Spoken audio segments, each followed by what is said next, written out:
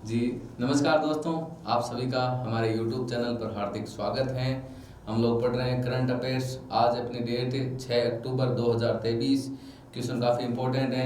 Question number 1 आपके सामने दिया हुआ है। क्वेश्चन नंबर 1 अपना क्या दिया हुआ है, आपको ध्यान से पढ़ो पहले क्वेश्चन को। क्वेश्चन अपना दिया हुआ है 19वें एशियाई खेल।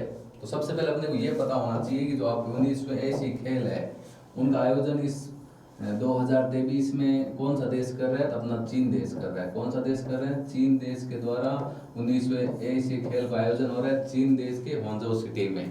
तो 19वें एशियाई खेल है उसमें नीरज चोपड़ा की बात करते हैं। नीरज चोपड़ा ने कौन सा मेडल जीता है? गोल्ड मेडल जीता है। तो पूछा है कि उनका संबंध किस खेल से है। बात हो रही है यहाँ पर नीरज चोपड़ा की, जो आपको पता है इंडियन एथलेटिक्स प्लेयर है।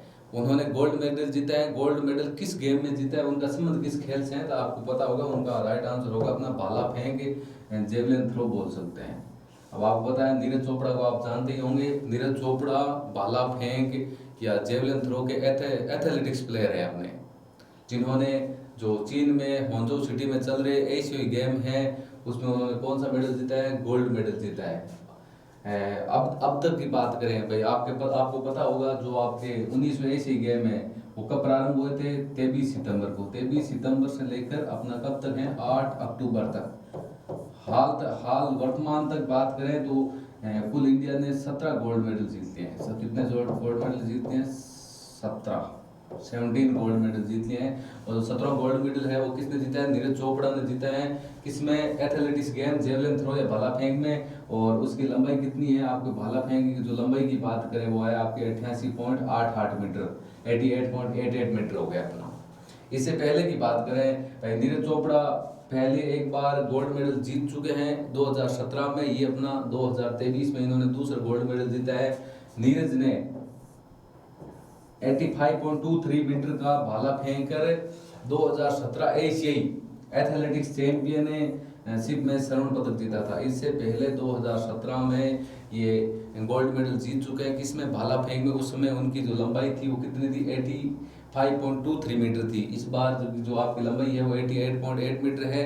और उन्होंने भाला फेंक या जेवलिन थ्रो या एथलेटिक्स गेम में गोल्ड मेडल जीता है। ठीक है। होंजो सिटी चीन में इसका आयोजन हो रहा है, जो 2018 में हुआ था अपना 18वां एशियन गेम। उनका आयोजन कौन से देश में होता है? इंडोनेशिया में। और जो आगे 20वां एशियन गेम होगा उनका आयोजन किस देश में होगा? जापान देश में होगा। और फिलहाल चीन में अपना आयोजन हो रहा है, चीन के होंजो सिटी में। ठीक है। क्वेश्चन नंबर अगला आपको सेकेंड क्वेश्चन आपका क्या दे रहा है? क्वेश्चन नंबर 2 देखो ध्यान से। क्वेश्चन नंबर 2 है आपका कि वर्तमान में ही 2023 की बात हो रही है, साहित्य के क्षेत्र में किसे नोबेल पुरस्कार दिया गया है या नोबेल पुरस्कार के लिए चुना गया है? तो हम बात करते हैं, आपको पहले ये पता होना चाहिए कि जो आपका साहित्य जो नोबेल पुरस्कार होता है कुल अपने 6 क्षेत्रों में दिया जाता है। कितने क्षेत्रों में? 6। वो 6 क्षेत्र कौन कौन से हैं? इसमें आपका एक तो हो गया अपना ये साहित्य हो गया। ठीक है। उसके बाद में एक अपना चिकित्सा का क्षेत्र हो गया, चिकित्सा विज्ञान बोल सकते हैं, भौतिक विज्ञान हो गया, रासायनिक विज्ञान हो गया। इसके साथ में अर्थशास्त्र विज्ञान और शांति। कुल मिलाकर पहले 5 में दिया जाता था, फिर शांति को साथ में जोड़ दिया है। टोटल नोबेल पुरस्कार आपके 6 क्षेत्रों में दिया जाता है। 6 क्षेत्र कौन से? एक तो आपका साहित्य हो गया। 2023 में साहित्य के लिए किसे नोबेल पुरस्कार के लिए चुना गया है? तो अभी वर्तमान में सबसे पहले चिकित्सा में के लिए चुना गया था, उसके बाद में भौतिकी के लिए चुना गया था, उसके बाद में कल रासायनिक के लिए चुना गया था। आज की बात करते हैं, आज अपना चुना गया है किसमें? आज अपना चुना गया साहित्य में। किसको नोबेल पुरस्कार दिया गया है? तो आपको पता होना चाहिए, जो नॉर्वे सिटी है, नॉर्वे देश है अपना, नॉर्वे देश के लेखक हैं कौन, जिनका नाम क्या है? जॉन फोसे। जॉन फोसे को वर्तमान 2023 के लिए नोबेल पुरस्कार के लिए चुना गया है। क्वेश्चन आपका क्या है? साहित्य में किसको नोबेल पुरस्कार के लिए चुना गया वर्तमान में 2023 के लिए? जॉन फोसे। जो कौन सी कंट्री के हैं? नॉर्वे कंट्री के हैं। नॉर्वे कंट्री के हैं। अब बात कर ले, आपको मैंने पीछे वाले वीडियो में बताया था कि चिकित्सा के क्षेत्र में 2 वैज्ञानिकों को नोबेल पुरस्कार दिए गए। वो आपके 2 वैज्ञानिक कौन से? नाम दोबारा पढ़ लो, क्योंकि बार बार पढ़ेंगे नाम याद हो जाएंगे आपको। एक तो हो गया आपका चिकित्सा के क्षेत्र में कैटालिन कारिको हो गया, और इसके साथ ड्रू विस्मैन हो गया। ये तो आपके चिकित्सा के क्षेत्र में हो गए। चिकित्सा के क्षेत्र में 2 को नोबेल पुरस्कार दिया गया है। भौतिकी में 3 को नोबेल पुरस्कार दिया गया 2023 में। कौन कौन से? पीर एगोस्टिनी और उसके साथ में फ्रेंके क्रोसेज और एनिएल हुइलियर, ये 3 वैज्ञानिक हैं जिनको भौतिकी में नोबेल पुरस्कार से सम्मानित किया गया है। और बात करें रासायनिक के क्षेत्र में, तो रासायनिक क्षेत्र में आपको होगी मोंगी बावंडी, लुइस ब्रूस और एलेक्सी एकिमोव। चिकित्सा के क्षेत्र में 2 को नोबेल पुरस्कार दिए गए हैं, और भौतिकी में 3 को दिया गया है, रासायनिक में भी 3 को दिया गया है। और बात करें साहित्य के क्षेत्र में, कल ही दिया गया था, जो नॉर्वे के लेखक हैं जिनका नाम है जॉन फॉस्टर। ठीक है, अगला क्वेश्चन की बात करें, क्वेश्चन नंबर 3 ये लो आपके सामने है, काफी इंपॉर्टेंट क्वेश्चन है महिलाओं के लिए। तो कि वर्तमान में ही कौन सी महिला भारत की 7वीं सबसे अमीर व्यक्ति बन गई है। भाई महिलाओं में बात करें कि इंडिया की सबसे अमीर महिला कौन सी है, सिर्फ महिलाओं की बात करें तो महिला में सबसे अमीर महिला है जिनका नाम है सावित्री जिंदल। ध्यान रखना, महिला की बात करें, पुरुषों की बात नहीं हो रही है, महिला की बात करें तो महिलाओं में है आपकी, सिर्फ महिला में बात है तो इंडिया की नंबर 1 सबसे अमीर महिला है आपकी सावित्री जिंदल। और सबकी बात करें पुरुष व्यक्तियों के अंदर बात करें जिनके अंदर पुरुष भी सम्मिलित हैं, तो आपको पता होगा इंडिया के सबसे अमीर व्यक्ति कौन है। इनका नंबर आता है 7वें नंबर पर। ये भारत की 7वीं सबसे अमीर व्यक्ति बन गई है, महिला में नंबर 1 है, और व्यक्तियों पूरे महिला और पुरुष दोनों की बात करें उसमें आपकी कितने नंबर पर आती है, 7 नंबर। और आपको पता होगा ये अपनी ओपी जिंदल ग्रुप की चेयरमैन है। ओपी जिंदल ग्रुप की क्या है, चेयरमैन, जिनका नाम क्या है, सावित्री जिंदल। इंडिया की सबसे अमीर महिला, और व्यक्तियों की बात करें जिसमें महिला और पुरुष दोनों आते हैं उसमें अपनी इसका कौन सा स्थान है, 7वां स्थान है। ये लो क्वेश्चन नंबर 4, ये भी महिलाओं के लिए, क्या बात है।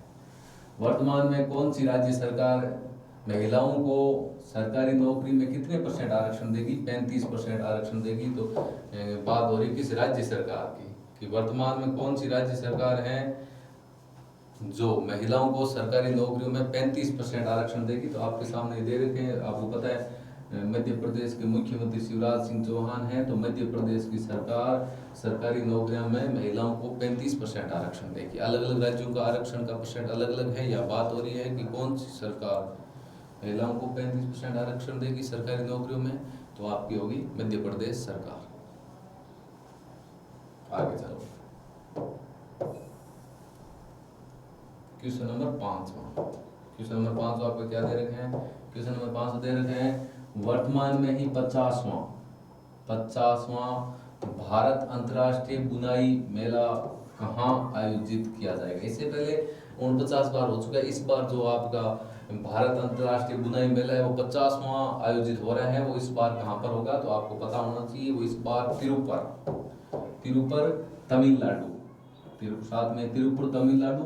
और आयोजन इसका कब किया, आयोजन कब होगा, 12 से 14 अक्टूबर। ध्यान रखना, आगे के लिए बात बताइए आपको कि 12 से 14 अक्टूबर तिरुपुर तमिलनाडु में भारत अंतर्राष्ट्रीय बुनाई मेला आयोजित होगा।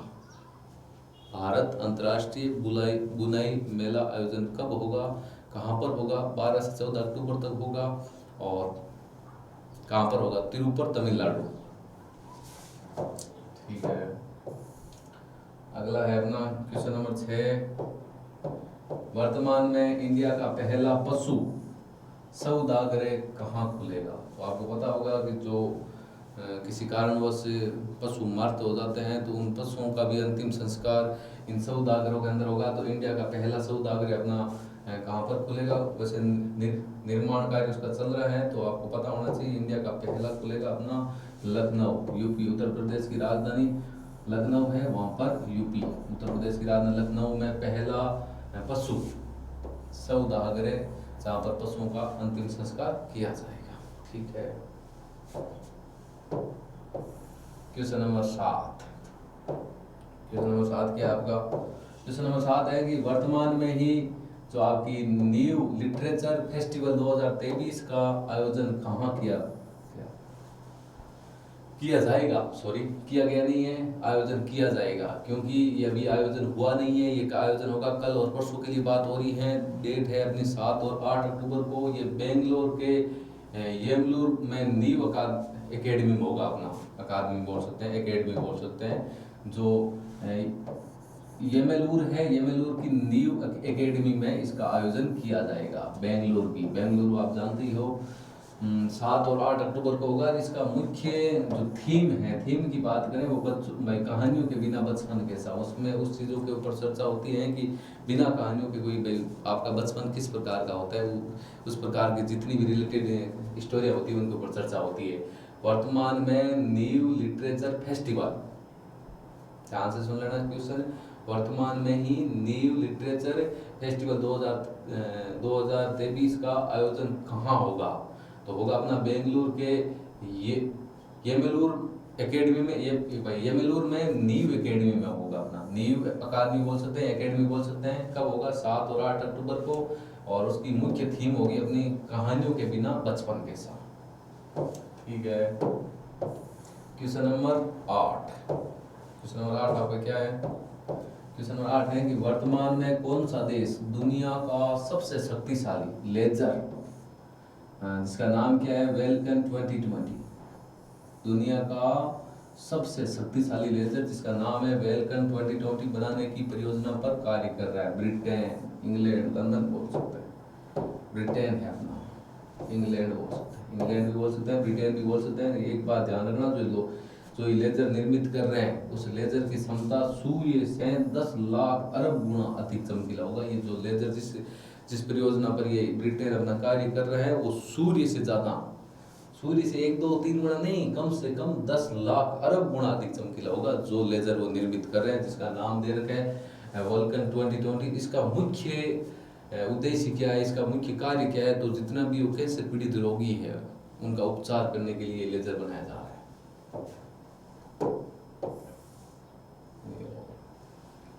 क्वेश्चन नंबर आपका 9 क्या दिया हुआ है कि वर्तमान में किसने स्वावलंबन 2.0 को लॉन्च किया है? तो आपको पहले तो ये पता होना चाहिए स्वावलंबन है क्या, इसको क्यों लॉन्च किया गया है। तो आपको पता होना चाहिए जो स्वावलंबन 2.0 है, हमारे देश के रक्षा मंत्री राजनाथ सिंह, अब अभी वर्तमान की बात करें, देश के रक्षा मंत्री कौन है? राजनाथ सिंह हैं। उनके द्वारा स्वावलंबन 2.0 को लॉन्च किया गया है। उसका मुख्य उद्देश्य देखो, सहयोग, समन्वय और साझेदारी में नई प्रौद्योगिकियों का विकास करना। उसका जो स्वावलंबन 2.0 है आपका, उसका मुख्य उद्देश्य क्या है? सहयोग, समन्वय और साझेदारी में नई प्रौद्योगिकियों का क्या करना? विकास करना। और आपको पूछ भी ले, स्वावलंबन 2.0 है उसका उसको लॉन्च किसके द्वारा किया गया? तो हमारे देश के रक्षा मंत्री राजनाथ सिंह के, अभी वर्तमान के रक्षा मंत्री आपके राजनाथ सिंह है, उनके द्वारा ही लॉन्च किया गया है। अगला क्वेश्चन, क्वेश्चन नंबर 10, वर्तमान में किसे टाटा लिटरेचर लाइव, ध्यान से सुन लेना, वर्तमान में किसे Tata literature live time achievement award से सम्मानित किया गया है? वर्तमान में किसको? पुरस्कार का अलग अलग पुरस्कारों के नाम होते हैं, आपका नाम क्या दे रखा है? Tata literature live time achievement award से किसे सम्मानित किया गया? तो आपकी जो लेखिका है जिनका नाम है CS लक्ष्मी, उनको टाटा लिटरेचर लाइव अवार्ड से सम्मानित किया गया है। टाटा लिटरेचर लाइव को वर्तमान में अक्टूबर 2023 में किन को सम्मानित किया गया है? तो लेखिका है, उनका नाम है CS लक्ष्मी, उनको Tata literature live time achievement award से सम्मानित किया गया है। क्वेश्चन नंबर 11 नंबर क्वेश्चन क्या है आपका? 11 नंबर क्वेश्चन है कि अक्टूबर 2023 में चौथे EMRS का पहले अपने को पूरा नाम पता होना चाहिए। E का मतलब हो गया एकलव्य, M का मतलब हो गया आपका मॉडल, R का मतलब हो गया रेसिडेंशियल और S का मतलब क्या हो गया? स्कूल हो गया। जो आपके एकलव्य मॉडल के जो आपका आवासीय स्कूल है उनकी बात हो रही है अपनी। तो एकलव्य मॉडल के जो आवासीय स्कूल हैं, EMRS मतलब एकलव्य मॉडल के आवासीय स्कूल राष्ट्रीय सांस्कृतिक और साहित्यिक एवं कला उत्सव का आयोजन कहाँ किया गया? तो उसका आयोजन अपना देहरादून, उत्तराखंड के देहरादून क्षेत्र अपना हो गया, उत्तराखंड के देहरादून में। क्वेश्चन क्या है, क्वेश्चन आप अपना ध्यान से पढ़ लो। क्वेश्चन आपका दे रखा है जिसको उत्तराखंड के मुख्यमंत्री के द्वारा वहाँ पर वो जो मुख्य अतिथि के रूप में थे उन्हीं के द्वारा उनका आयोजन किया गया था, उद्घाटन किया गया था। क्वेश्चन है आपका, अक्टूबर 2023 में चौथे EMRS का मतलब हो गया एकलव्य मॉडल आवासीय स्कूल राष्ट्रीय सांस्कृतिक और साहित्यिक एवं कला उत्सव का आयोजन कहाँ किया गया? तो बात करें देहरादून उत्तराखंड में किया गया। अगला क्वेश्चन आपका है क्वेश्चन नंबर 12 नंबर क्वेश्चन क्या आपका, वर्तमान में ये हाल ही में बात करें, हाल ही में भारत में राष्ट्रीय वन्य जीव सप्ताह कब से कब तक मनाया गया? तो आपका राष्ट्रीय वन्य जीव है जो हर साल प्रत्येक वर्ष 2 से 8 अक्टूबर तक मनाया जाता है। जो पहला राष्ट्रीय वन्य जीव जो आपका सप्ताह है कब मनाया गया? 1957 में स्टार्ट हुआ था। इस बार जो है अपना 69वां अपना राष्ट्रीय वन्य जीव सप्ताह है जो हर साल कब मनाया जाता है? लगभग डेट होती है अपनी 2 से 8 अक्टूबर के मध्य मनाया जाता है। इस बार ये 69वां राष्ट्रीय वन्य जीव सप्ताह था। इसको सबसे पहले कब मनाया गया? 1957 में, 1957 में इसको फर्स्ट बार मनाया गया था। और हर साल है अपना 2 से 8 अक्टूबर की बात करते हैं, राष्ट्रीय वन्य जीव सप्ताह।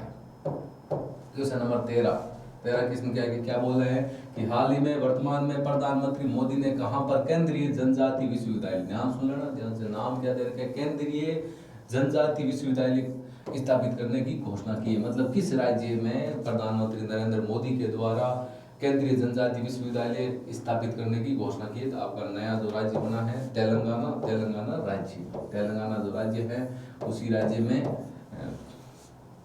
केंद्रीय जनजाति विश्वविद्यालय स्थापित करने की घोषणा की है। क्वेश्चन नंबर 14 पढ़ो अपना। क्वेश्चन नंबर 14 है अपना,